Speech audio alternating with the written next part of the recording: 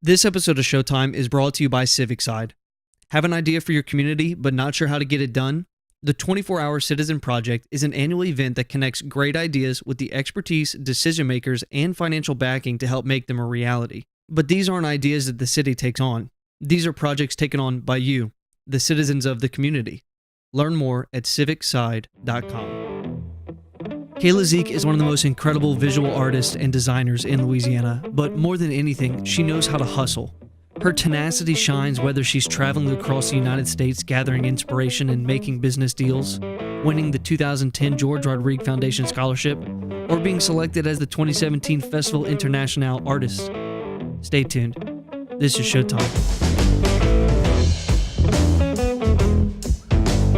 Sheauxtime is a weekly podcast where I interview some of Acadiana's most inspiring and influential people. To stay up to date with release schedules, follow us on Facebook, Twitter, or Instagram, all under Sheauxtime Podcast. That, of course, is spelled the Cajun way, Sheaux Time Podcast. Also, if you'd like to sponsor this podcast, get in touch with me at SheauxtimePodcast@gmail.com. Again, Sheauxtime, spelled the Cajun way. And now, on to the interview. Well, I feel like this is nice because it's kind of a way for me to just like catch up with you. Honestly, I'll just happen to record it at the same time for other people to hear. But seriously, what have you been doing? What is going on? How have you been? Since I guess like 6-7 years ago. 7 years. Catch up. It's been a little while. It's been quite a lot has happened for sure. Yeah. I don't even know where to start with that. I guess in the past year, 2 years, I've bought a house. My business has grown. I'm doing it full time now, like art full time, which was my dream since the beginning. Right. That's incredible. I mean, that's everyone's dream that wants to be an artist, and so it's like you've shown that it's possible, which is super cool. Yeah. Well, let's break it down a little bit then. That way we have a place to start. Let's talk about the business. Kind of tell me about transitioning into it, how you kind of crafted the idea, what it is, and then how long it took before you were full time. Yeah. So it started when I was working at Red Arrow Workshop. I was working for Jason Brown, Jillian Johnson. And I was doing that in college and had no idea. I mean, I had experience with retail, but this is my first time really learning about it. Mm-hmm. And Jillian was the one that really encouraged me she saw me illustrating at the desk every day because I would fill my time doing drawings. And she was like, "Oh, you need to make this into something. You can make this into cards." I was like, okay, maybe. And so she was like, "Look, we'll help you. You can print them with us." Because they were coming out with their own card line. Okay. So I did 8 designs and we printed them together and I got to go to the press check and everything. And they were the first store to carry my cards. And that was what, 2014, 15? I guess that was, 2015. Mm-hmm. Oh my God. Yeah, 3 years ago.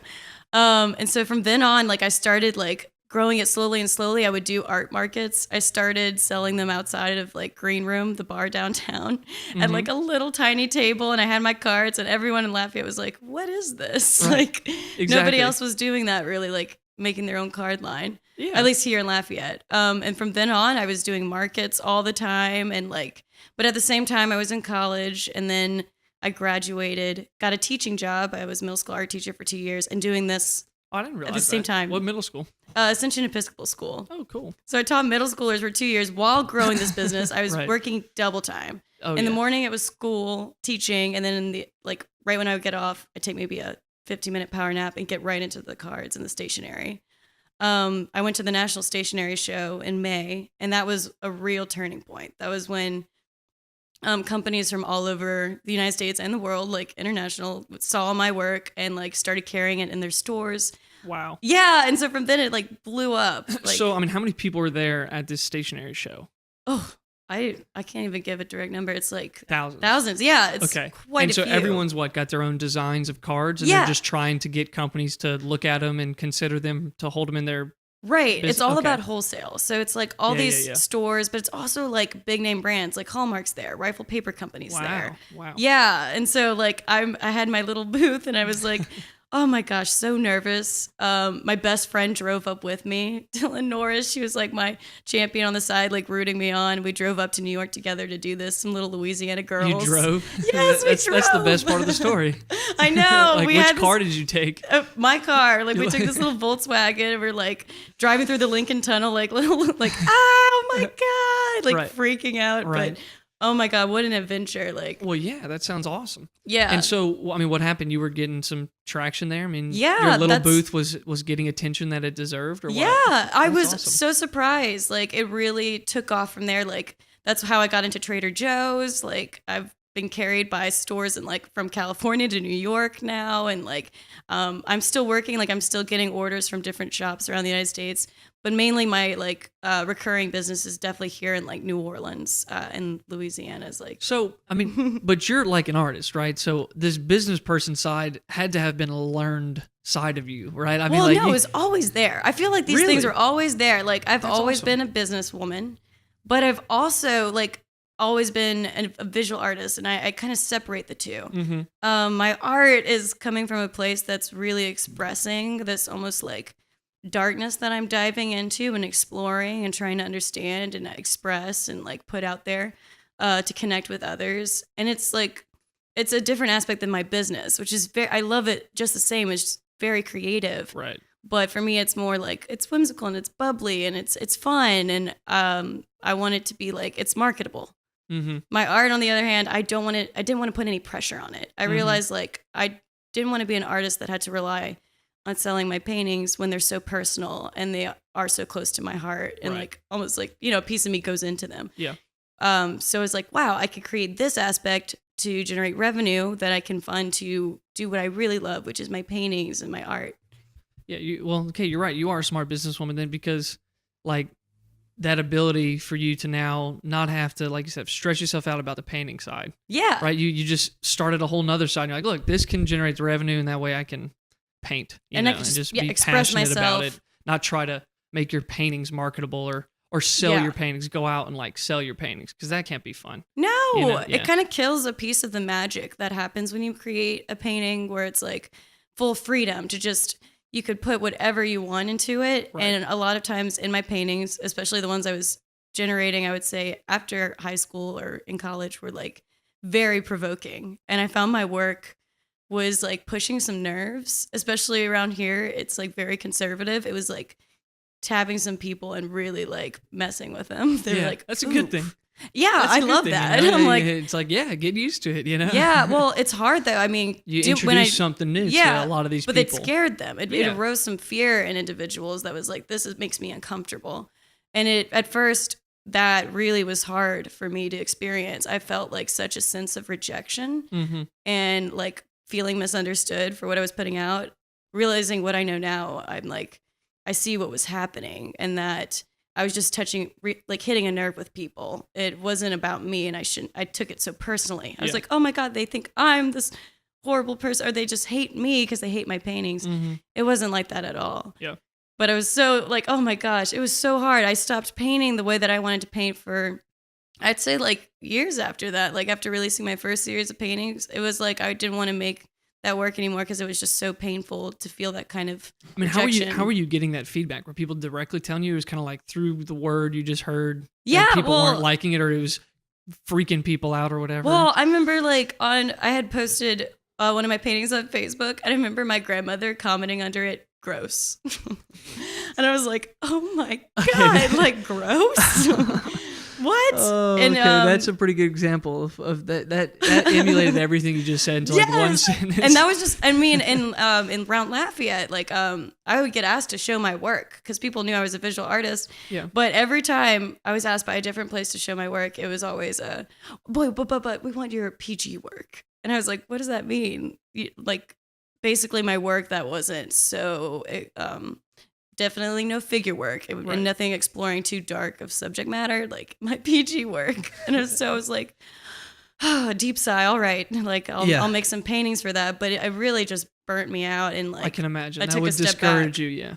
Yeah, for sure. Like it was difficult to go through that. And like, I'm still like healing from it and learning from it. And now I feel like I'm starting to dive back into painting what I want to paint and going back into that subject matter. Like, no, this is really important to me. It is provoking others. It is making others feel something. And now I'm realizing how cool that is. I'm like, oh, wow, I'm getting a rise out of people. It's making them uncomfortable, especially here where it's so conservative. It's making them feel like something. That's kind of neat. That's super cool. Yeah. I mean, it's a necessary thing, you know, like you're introducing something that may feel, I mean, like all good things come from feeling a little bit uncomfortable. Yeah. Right? So that's a good thing. All progress, to move things forward here. I feel like, yeah, you're going to step on some toes a little bit. And I mean, to act like your work is like this super provocative is just it's hilarious. Not, it's not. That's why I was so it's a painting, you know? Yeah. It's like the most like casually somewhat, you know. It's not, well, I think what people were interpreting from my figurative work, the work that I was putting out initially was that it was sexual, or like that made them very uncomfortable because there was nudes in it and they were posed in such ways that they took it as being this sexual thing, or like it made them very uncomfortable. Right. It's not like that at all. Like when I'm like doing these, it's almost the opposite of that, with where the way that I'm portraying the body is meant to be more like, look at how you're making this body feel just by looking at it. Right. But yeah, that just, some people did not like looking at that. You know, it was I can understand how that would then, you know, for the years that you kind of didn't want to paint that, it's discouraging because at that point, you know, most of your feedback is coming from people in town. And so if they're only saying negative things, it's like, geez, all right. Not even negative, just being like, we know you do that, but we want to see. We want the other things. Yeah, we want the other Cayla, like the bubbly Cayla. Right, because this is you going out on a limb and like putting yourself out there. Yeah. It's hard to do, you know. Nobody wants to see that. You're being open and honest, and then they're like, yeah, put that Cayla back in the closet. Let's get, you know, yeah, let's we go want back. bubbly, happy, charming. Where's that Cayla? And I wasn't honoring for years, I feel like the past 3 years, not honoring. There is a part of myself that does want to dive into that darkness. That is like a very emotional being. Of course. And yeah, I have that aspect that's like, I'm very gregarious and like bubbly, and like I do love, you know, performing and shining. And but then the other aspect, I really have that need to dive into darkness, to have these deep, dark conversations and connect with other human beings on that level, and a very emotional level. Yeah. Well, I mean, like you said, I mean, like, it's not like all of your paintings are going to be that, you know, when it's time for a happier, like, it's going to come. It's just when it's forced to come out because they don't want because they stuff, don't want to like, see that now side, you almost have to, like, fake your feeling in the moment to put out a piece that's PG, quote unquote, what they say, PG. you know? Whatever that means in the art world, you know? It's like a mask. I feel like, I just feel like I wear so many masks, and now I'm, like, trying to figure out which masks serve me, and or almost which parts that I want to let go. I don't want to like put on that mask anymore. Yeah.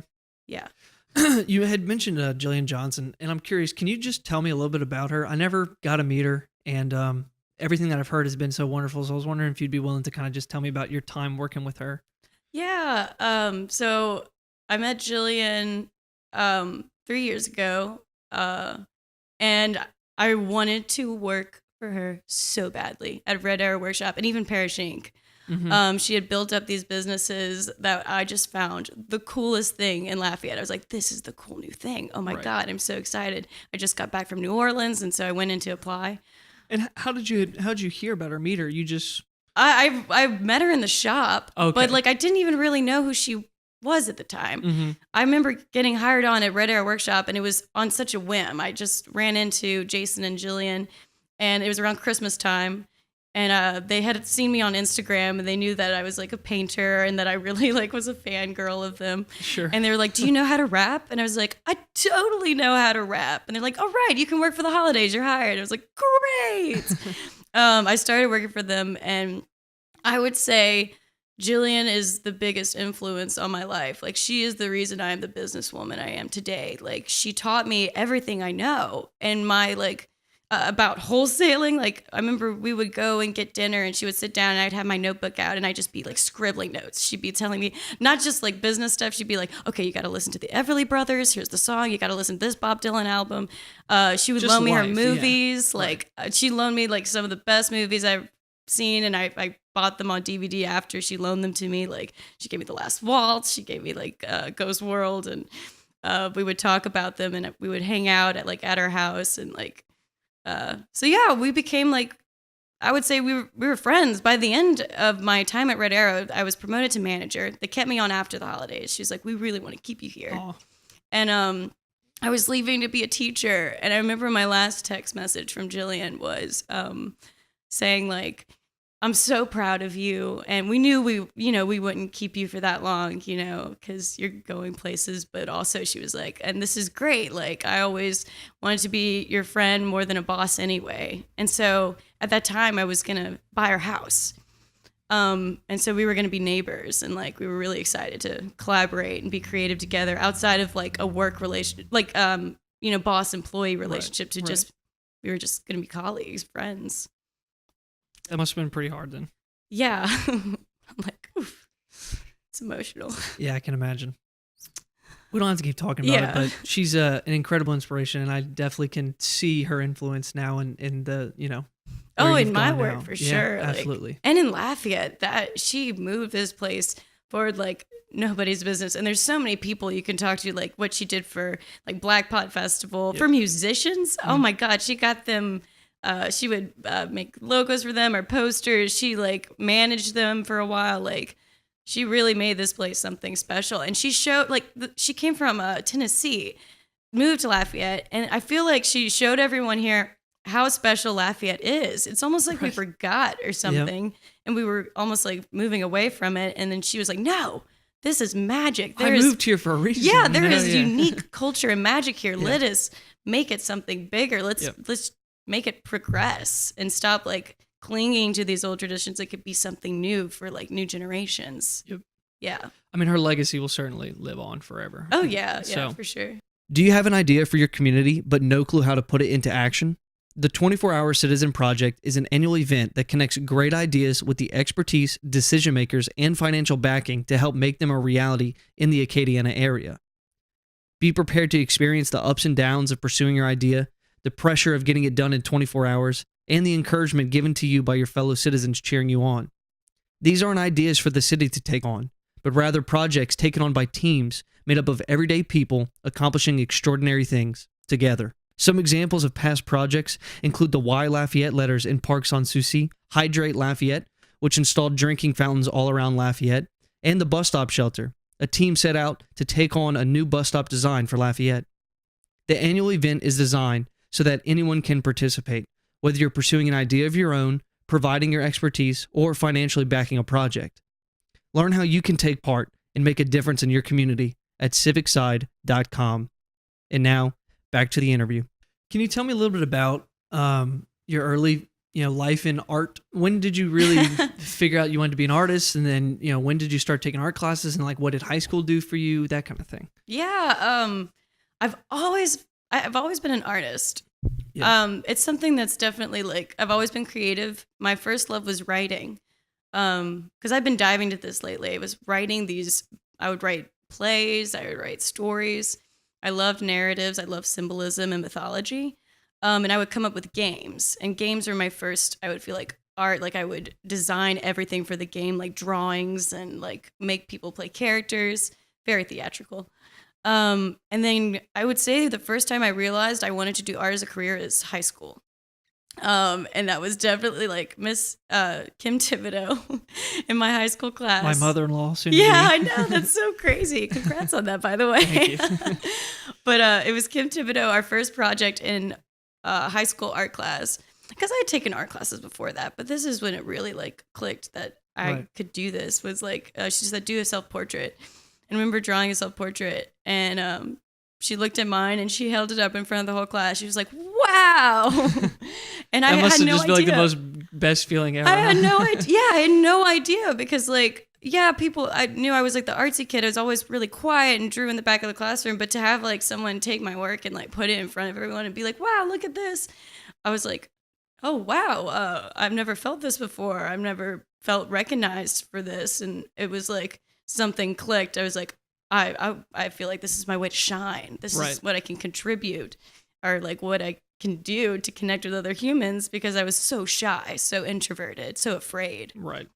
And after that, that was like, your freshman year that happened, or when? Yeah, freshman year. Wow, And then that's I good. took art all 4 years. After that, it was like done. I was drawing all the time. Done, Kim. Yeah, I was like, this is it.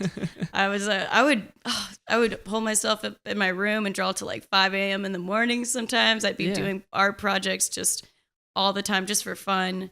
And Angie Reel, oh my gosh, she really was like such a big influence on pushing me forward. And she was also such an amazing teacher, like as far as like a confidant. Like she would see when I was like having a low day or struggling, it'd be one to like approach me and like check in on me.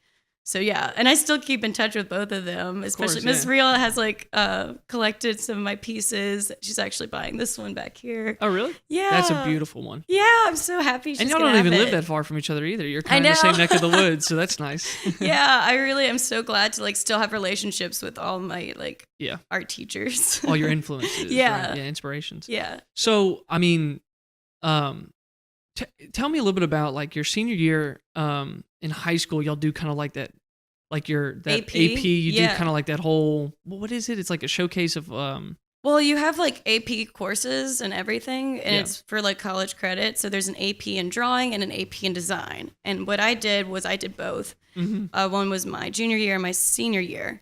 And I basically like skipped art 3 and was like, no, you go into AP drawing. Advanced placement. Right. For those who don't know what AP means. Yeah, advanced placement. And so I did drawing, which is like you do a whole portfolio of showcasing your drawings. And I got like a 5 for that. And then like you do, the next year I did design. So that's like pushing it a bit further. It's more conceptual. Mm-hmm. And so I got 5 on both of those. Are you serious? Really great. Yeah. That's huge. That's amazing. I kind of forgot about that, but I really loved doing that. Like you come up with a body of work. Yeah. I mean, I remember that in high school because that is, the time where you get to see the most talented artists in the school, right? And I just remember seniors and it was like, okay, holy crap, dude, like, oh my God, I mean, and there's been amazing artists before you and after you and the same year as you, no doubt about it. But there was just something about yours that was so unique. I mean, there's a reason I have a piece of yours in my house, right? I mean, it's just like, it was like, wow, this girl's got something unique.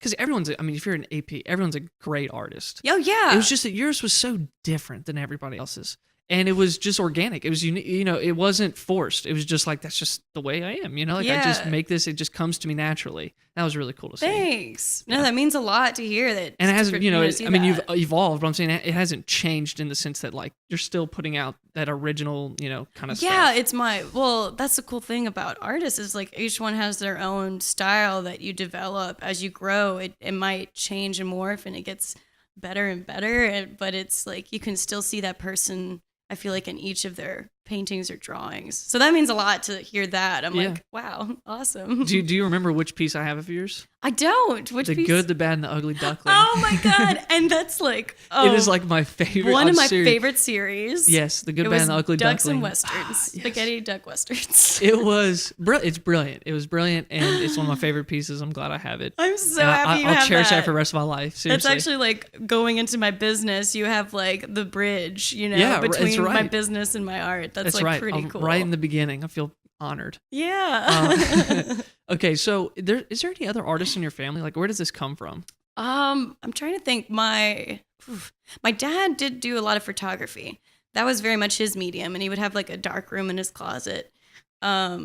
That's really cool. Yeah. As you don't see that much, Does he still have that, or he no, doesn't dabble but with he anymore? still definitely photographs like all the time. Like growing up, oh my God, my dad was constantly taking pictures of us. Yeah. Like making us emote things. He'd be like, Cayla, do sad, do angry. I loved it. I'm a ham. I'm like, okay. Yeah, totally. But yeah, he's very much still like he photographs. He doesn't do the darkroom thing anymore. He has filming a little bit. No, not anymore. But he has these amazing photographs I've like found in his closet. He would go to shows of different bands. Mm-hmm. So like Bob Dylan, or he has one of Aerosmith and Elton John. And he was like the skinny little kid that would just like push his way to the front and he'd be like smushed up against the stage, like taking these pictures. Like that's awesome. Yeah. My dad's super cool. That was like in his youthful days. That's great. He was doing that. And he was also like really big. He would make light shows and things for bands. Like he was really passionate about that. Your family is a family of doers. Like y'all just go out and do things, Like your dad, I don't care how skinny I am. I'm gonna get to the front. Yeah, he's like, I'm gonna push my way to the way front up and get Aerosmith. You know, and my Bob mom, Dylan. oh my gosh, very much so. She is a doer. She's like where I get all of my tenacity from. She's very much like, whatever it takes, let's do it. She's like very impulsive and very much like she goes for what she wants, very assertive. And I'm so grateful for all those traits she's taught me because like I'm very shy sometimes and I'm very fearful, but I'm growing more with her, like to be like, I need to be more assertive. I need to ask for what I want. Sure. And she just goes for it. She's like, yeah. Has she always been like that, or was that a learned trait of hers? As well? I think definitely, I mean, these things are learned. Like you learn how to be more assertive, but she's, I mean, all my life been very assertive, and that's like really great energy for me to pick up on and learn from. Yeah. Yeah. That's fun. Which like festivals around? Okay, well, actually, I do want to talk about that. You did the Festival International poster. What year was that? Last year. Last year, yes. Yeah. It was incredible. So, how did they select that, and how did you get picked for that?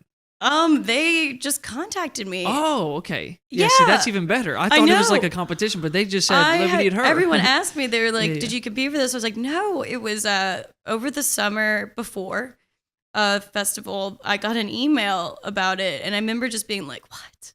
It blew me away. I had no idea, like, because I was like, I didn't apply or anything, and they had just selected me. They and found you. Yeah, I was so honored. That's a huge sign. You're getting so honored. Yeah. noticed as you should. That's awesome. Yeah, thank you. Like, it meant so much. But also, oh my God, I remember after hearing it, it's like that initial excitement. And then all of a sudden I was like, I got to do this now. I know. I was like all nerves. I was like, oh my God, what if this is going to go out to Lafayette? What if I don't make something that's good enough? Or, oh my God, I was freaking out. I was almost like nauseous. I was teaching at the time. So I was working on the poster like while teaching in my classroom. Again, you were double timing it for I sure. know. So I would work on it during my break at school. And I remember the biggest thing for me was like to push through that was my kids, like that I was teaching, and they would come in and I would be like they could see how nervous, and they're like, Miss Zeek, it's great. Like, don't worry. Like, this is beautiful. Oh my God. Why are you freaking what out? age are you teaching? I'm teaching middle schoolers. So 5th grade through 7th grade. So that's about like, I think 10 to 13. Yeah, right around that. That's awesome. And they were so encouraging. They were so sweet. I'm so grateful to like have gotten to work with children because they're just like, they're so honest and like beautiful and like encouraging, and oh my gosh, they really did help through that time. Well, tell me a little bit about that design. I mean, did you come up with it completely? Did you collaborate with them, or did they just say like, whatever you got, send it to us? Well, I've definitely had to collaborate with them because they have an image to uphold, and it's it's something that is art, but it also does need to be marketable. It needs to encompass this festival. Right. So at first I had this initial design, and they had wanted me to add certain elements that I was like kind of uncomfortable. Like they wanted me to put people in it, and I remember being like, that's not like something I'm most comfortable with portraying. Like I don't usually do that in my work. Yeah. It's not me right now. Maybe I'll get there, but it wasn't like something I wanted to do. Yeah. And so at first I had this design and I finished it, right? I finished the whole painting and I was about to turn it in. And that night I was like, no, I can't turn it in. I scrapped it. I did the festival poster in 24 hours before it was due. Oh my God. God. So you scrapped the whole thing and just redid it? Yeah, just did it from scratch and came up with a whole new... And how did that come to you? Just came to you in desperation? Or Yeah, because I was like, I can't put this out there. This isn't me. It's weird. Like, where's that? I want to see the scrap design, I have it in the closet somewhere. I can pull it out. After, yeah. I was just like, or I'll have to dig it up. But I remember being like, I wanted the poster to definitely be like for the festival and for, the people I was working with, but I very much wanted to be in it too. Cause it's like representing Cayla. Right. As well, like as an artist. And so I freaked out and I like redid it all. And I was like, okay, I feel like this is a good bridge. This represents me, but it represents the festival and them. Yeah. Is this going to be an ongoing thing? Like, are you designing more posters, or was it just for that year? It's for that year for sure. They choose a new artist every year. Oh, okay, gotcha. Yeah, that's what's so cool. I'm like really in this cool. legacy of festival artists. That's what I love about that the most. I mean, are they doing locals every time, or are they? Yeah, they tried it. I'm sure they keep it within Louisiana. I'm going to get one of them on the podcast eventually. But see, that's what I love about this is I'm always learning things, right? Because I would say, there's no way Festival International can pick a new artist. We don't have that many artists. And then I'm proven wrong, which is brilliant. There are so many. Because it's like, no, you don't know anything about Lafayette. We have so many artists, and that's what I love learning about. Right. They're undercover. Right. But that's, that's the people that need, the spotlight. So if Lafayette, if the festival's going to find them, that's super cool. Yeah. Yeah, I'm definitely going to have to see that scrap design. I know. I want to take a look at I'm it. like, where did I hide that? Yeah. So, can you tell me a little bit about the design of the cards and like how you I mean, you have so many different designs now. This is I incredible. have If you're watching, you can see a few in the background, although they're going to be blurred out. But like that's the smallest That's section, not all of you them. know. Yeah. So like, I mean, are you designing new ones every day now? You know, how's Yeah. that? And then how are you printing them in mass? How's that work? I use Quasar Printing here in town. That's I was pointed out to them by Red Arrow was using them Mhm. at the time because it was local, and so that's why I use them. But yeah, but when I'm testing cards, I'll sometimes like send off a few to this printing company out of California so I could get like smaller quantities just to test them out. Gotcha. And then once I'm like set on the large, I'm like, okay, this design is working. Then you go to Quasar because they do such big quantities. That's Are like you a printing business them thing. out in large quantities before you're wholesaling them, or do you get you send them to the people, they say, yeah, we want X amount, and then you print them? Well, basically, I'll print out smaller quantities and see which ones are doing well in the wholesale, and then I'll be like, all right, looks like stores are really digging these designs, and then I'll be like, all right, let me print a large quantity of these designs, Gotcha. and then that way I source local, and then I could be like, all right, that way I'm not stuck with initially this. I learned this in business. I printed a bunch of designs in large quantities that weren't as good as other designs, so I'm Sure. like stuck with this back stock. So now I'm like, okay, let me develop the system to where I can see what is working in smaller quantities and then do that instead of Gotcha. like other way around. Smart. No, it's really smart. Yeah. The businesswoman coming out. You know, I know. you're figuring I know. it out. I'm like, You got to let me figure it explain out. wholesale. you know? I love talking about business. I really do. Yeah. Um, So Yeah. let's talk about the designs. Then I want to talk more about the actual business side. How are you coming up with them? I mean, are you coming up with one like once a week now? I mean, how does that work? yeah, actually, I just came out with like 4 new cards this past week that I've developed, but It's just that they're also original. I mean, like, how do you have that much brain power to come up with like that many different new ones? Are you just like constantly thinking of like yeah, funny things I or have just creative? cards upon cards written down in my journals. Like they're just like there's ones that I'm just waiting to do. Like Yeah. they're just lists. I'm constantly making lists of puns that pop into my head Yeah. or like series ideas. So yeah, like I started this botanical series because I was like, I was working at the Nashville Farmers Market this past summer. Uh-huh. And I was like, oh, farmers market. Why don't I have anything with like vegetables and like our botanical things? Sure. So that's when I started that series. I did them all while I was in Nashville, Tennessee, like designed this whole botanical line. And I'm still like adding to it. Like I want to do a card that's like, I am what I am or something. Like, Yeah, of course. You know, Brilliant. like, It's brilliant. Do you have a favorite one that you've made? my cards. Yeah, do you have a favorite card? It's one of the first ones I ever did. Hey, lit spoon with a spoonbill. Oh, That I is my favorite card. I love that one. It's like so Louisiana, but also just like so cute. It is. And yeah. It is. That's a really good one. Yeah, thanks. So, okay, now how many do you have like total? Do you have a I'd have count to of take it? a real count, but it's like Yeah. 150 or a little bit over that designs Wow. right now. And then that I have art prints that I started doing, which are just purely to frame, and they're just beautiful, like Gotcha. drawings. And I've started doing patches, which are taking off, pins, mini cards. So like I have different products within, but mainly like 150 cards. At That's least. awesome. Yeah. Okay, so let's talk more business. Are you primarily, wholesaling, or are you selling, on your website, direct order kind of thing? I would say I get the majority of my income from wholesale. Yeah. And it was at first doing markets that really put me out there. But markets have been so difficult, just as far as like setting up and on my body and everything, like having to carry everything. Markets in the sense of what? Like, Doing like festivals art and- markets and yeah. festivals Yeah. are very taxing. because I Like, remember oof. last year, 2 years ago, you were at why can't I think of the Festival name? Acadian. Thank you. I was hustling. Yeah, you were hustling Festival Acadian. Oh my goodness. And Festival International, I did a booth for. I did Right. markets in New Orleans, markets in Nashville. I just came back from a market in Portland. You were hustling. for I'm sure. a hustler, You're a yeah. hustler. It's been like, but I'm realizing what the toll it's taking on my body. Like, Mm-hmm.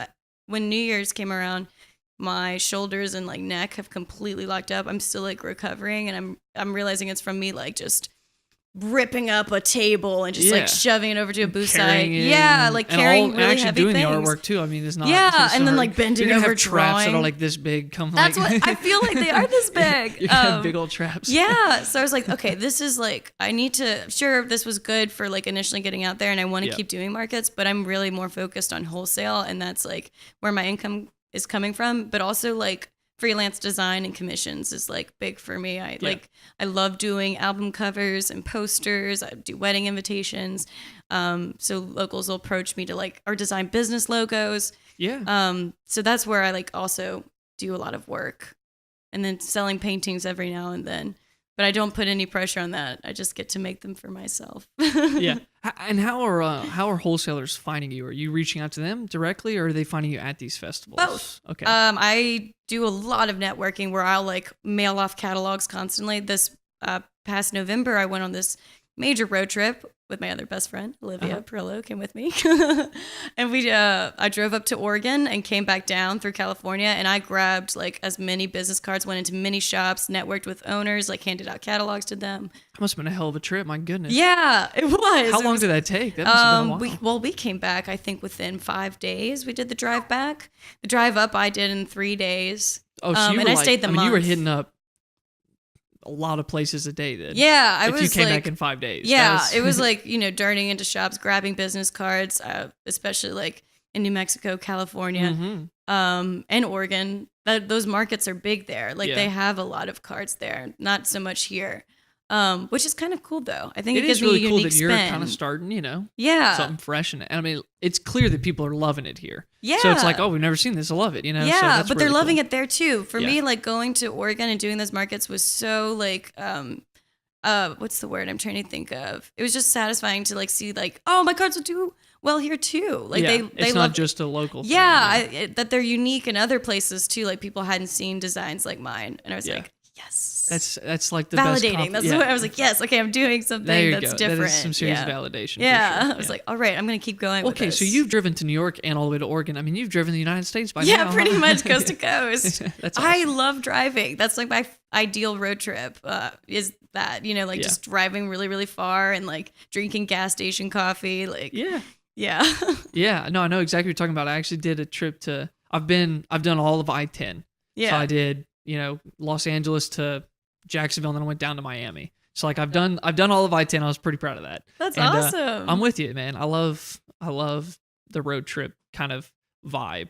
I would rather that over any other kind of vacation. Yeah. Oh, me too. Like rather than a cruise where I'm like trapped in a boat and like have to get off. Like with a road trip, you just pull up. Like I remember in Oregon, I was able to just drive up to Cannon Beach, and I pulled over so many times and just like looked out like at the view. I was like, oh my God, or there's a creek, or the sun's coming beautifully through the trees, and I'm just like, well, that's the beauty of doing a long road trip too. Is America is so different. Yeah, it's like you hit like 6 different states, and you get like the entire world encompassed, and like just different, whether it's weather or the landscape, geography, the landscape, crazy different. Yeah, exactly. Like Oregon was, I loved the landscape. I felt so much energy. I think everyone there. can agree that Oregon is probably one of the most beautiful states. Oh my God, the trees! There's just this crazy energy there. Yeah. Like it's just this mystery. Like the trees are so old and playful, and also kind of dark. And you're like, ooh, what secrets do they have?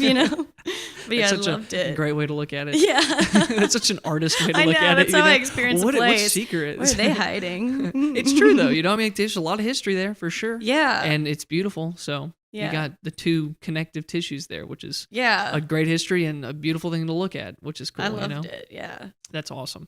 What do you see for the future? What's the plan?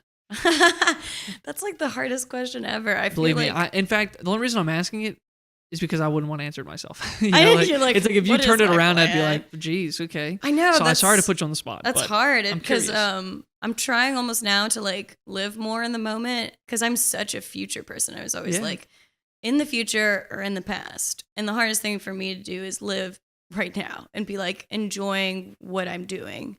So it's like I'm trying to really focus on that. The ideas that are coming to me right now is like I very much want to go into this aspect of like therapy and healing. This is new concepts to me on like self-love and self-help. Right. But also I really have this thing inside of me that wants to help others, and it's always been there. And help others heal and heal myself and like grow through human connection. And it's interesting that like through my cards and my art, I am like connecting with humans, and I didn't even realize it. Yeah. So I'm kind of like looking to start going into my line and developing cards that are more about empathy And they're not going to be quite as like slapstick humor, like with a pun. I want them to be more like going deeper and about healing and create a line with that. Yeah, we certainly could all use a little more empathy. Yes. I feel like the world is starving for it right now. I see it in so many individuals. Like I see so much pain and hurt and these wounds that we hold on to and we have trouble forgiving. I see how we like punish ourselves and I'm so hard on myself constantly. And I just want to like start this movement with me that I can like move forward and like start loving myself, but also like help others to love themselves as well. And I want to start with my cards. I wanted to go really deep into that, my paintings. Right now, I'm really inspired to paint some provoking images again about those kinds of concepts like wounds and how we wound each other and how we can forgive and heal each other instead of wounding each other all the time. It was a real turning point in my life these past years about I was repressing a lot of feelings and I was doing it with work. Why do you think I got so much done is because I was in that much pain, and the way to like deal with the pain, I worked through it. I was like, I'm not going to feel this right now. I'm going to design 150 cards. I'm not going to feel this right now. I'm going to drive to New York. Right. And right now is a time in my life where I'm like, no, it's time to feel these things. And I'm feeling them really intensely. And I'm actually reaching to work through them. These traumas that I've been just holding in, or these wounds that I haven't been forgiving in myself. And that's what I'm doing right now. And that's where I'm going. Yeah. Yeah. So does that entail you leaving Louisiana? There's a piece of me that wants to. I want to see what's out there. Like I went to Oregon for a month and I felt like it wasn't long enough. I felt like I had more to learn. And especially in California, I'm being so called there because it's very progressive. And going to Oregon just made me see like where I come from. And I saw it in such a different light of that yes, Lafayette has come a long way, but it's still so far behind. And it isn't I do love how the culture and how diverse it is. And I think that's a beautiful thing, the diversity here compared to Portland where I was. But I just see so many things that can progress. And I want to like go out and learn how to do that and bring it home, whether it's about healing or meditation or spiritual practices, feminism, like recycling, even like the basic pedestrians being able to cross the street anytime and not worry about a car hitting them. Like I want all these concepts and I want them here because Louisiana and Lafayette are my roots. I love this place so much. And I love the community here more than anywhere I've gone. This place is definitely unique. But I feel like I do need to go out and learn how do we bring progress? How do I like do these things and bring them home with me? Mm-hmm. So California's been calling my name pretty hard. It's like, California. California. I know. I keep doing that way too much, but I'm like, I feel it's calling me. All right, that's hilarious. Yeah.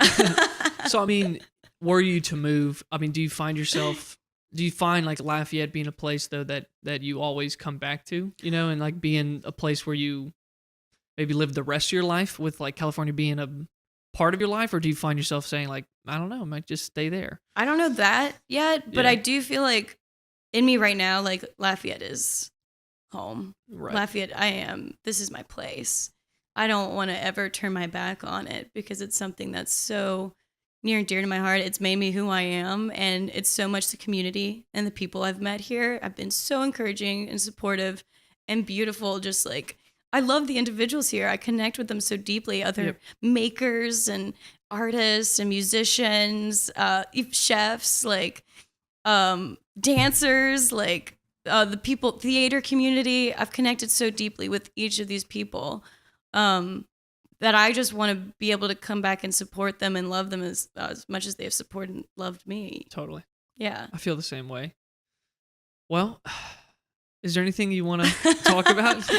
This is pretty deep, intense. Ended on a very intense note. That's what I love about the podcast. Though, is like I get to get in deep a little bit, you know. Yeah. And I mean, I don't like surface level stuff. Yeah. You know, me neither. And I know that you're a complex person, so the last thing I wanted to do is have a non-deep conversation with you. You know, you have good insights to things, and you have emotions, and that's cool. You know. Thanks. And you're a little different than the regular Lafayette person, which is like the best part, though. You know, because like that's what we need here. Yeah. You know? So that's gonna move us forward. Like, and I'm meeting more individuals with these mindsets that I'm carrying out, and I'm like really trying to connect with humans right now and like open them up because there's people thinking this way, but they're almost like afraid or they don't know how to open up about it. And that's like where I want to come in, because I can be very gregarious at times. I'm like, let me pull it out of you. I want to see your emotions. I want to see how you feel.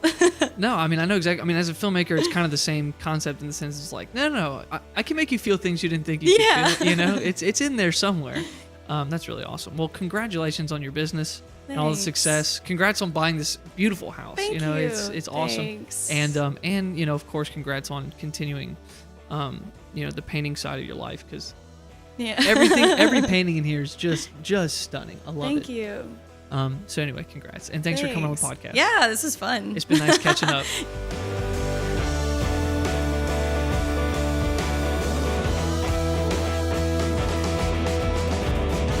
This episode of Sheauxtime is brought to you by Civicside. Have an idea for your community but not sure how to get it done? The 24-Hour Citizen Project is an annual event that connects great ideas with the expertise, decision makers, and financial backing to help make them a reality. But these aren't ideas that the city takes on. These are projects taken on by you, the citizens of the community. Learn more at civicside.com.